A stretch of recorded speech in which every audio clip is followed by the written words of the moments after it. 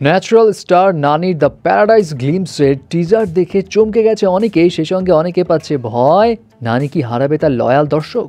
And আরেকদিকে অজিত কুমারের good bad আগলি মুভির টিজার তো গড়ে ফেললো বিশাল রেকর্ড। প্রথমেই নানির দ্য প্যারাডাইস গ্লিমসের কাছে আসি। হিট 3 এর পর নানির আপকামিং আরেকটা মুভি দ্য প্যারাডাইস গ্লিমসের টিজার রিলিজ পায়, যেটা দেখে অনেকেরই মাথা গেছে নষ্ট হয়ে।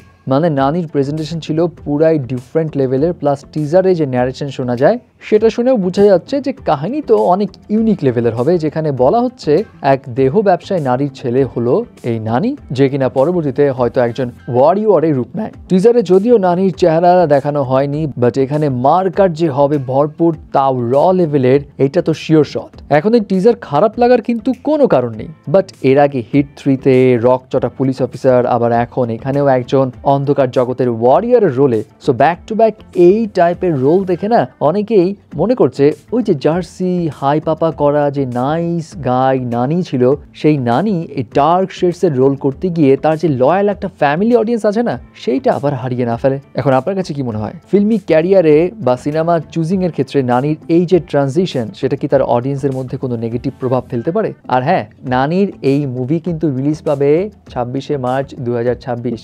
এবার আসি অজিত কুমারের গুড আগলি ব্যাডের কাছে। অজিত কুমারের আপকামিং এই মুভির টিজারটা কিন্তু বেশ ইন্টারেস্টিং ছিল। অজিত কুমারকে কয়েকটা লুকে দেখা যায়, তার একটা আলাদা সোয়াগওয়ালা অ্যাকশন ছিল, প্লাস কমেডিরও হালকা ঝলক ছিল। যদিও এটা কয়েকটা ল্যাঙ্গুয়েজে ডাব করা হয়, তবে হিন্দি ডাবিং এর টিজারটা একটু ফিকে ফিকে লাগে, বাট তামিল ল্যাঙ্গুয়েজে এই টিজার বিশাল রেকর্ড করে ফেলে।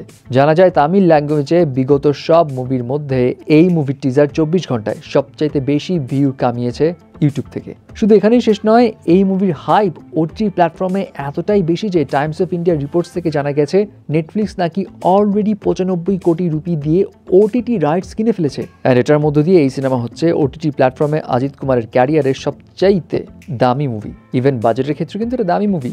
বাজেট এই মুভির প্রায় 300 কোটি রুপি, এবং রিপোর্টস বলছে অজিত কুমার নাকি এখানে স্যালারি নিয়েছে নিজেই 150 কোটি রুপির মতো, মানে বাজেটের অর্ধেক টাকা তার পকেটে।